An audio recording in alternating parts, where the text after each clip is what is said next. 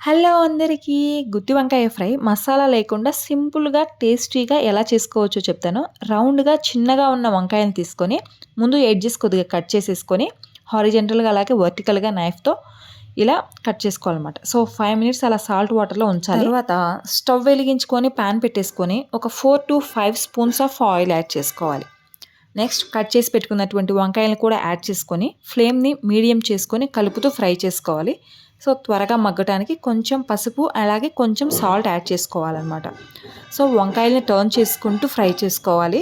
సపరేట్‌గా మసాలా యాడ్ చేయాల్సిన అవసరం లేదండి. సో, మిక్సీ జార్‌లో కొద్దిగా వెల్లుల్లి రెబ్బలు, ఒక హాఫ్ స్పూన్ జీలకర్ర, అలాగే 1 స్పూన్ కారం, అలాగే టేస్ట్‌కి సరిపడా సాల్ట్ యాడ్ చేసుకొని మిక్సీ పట్టుకోవాలన్నమాట. సో, వంకాయలు సాఫ్ట్ అయ్యాక కొద్దిగా కరివేపాకు అలాగే హాఫ్ స్పూన్ జీలకర్ర యాడ్ చేశాను. అండ్ ఫైనల్‌గా మనం ప్రిపేర్ చేసుకున్న కారాన్ని యాడ్ చేసుకొని ఫ్లేమ్‌ని తగ్గించి ఫ్రై చేసుకోవాలి. కారం మొత్తం వంకాయలకు బాగా పట్టాలన్నమాట.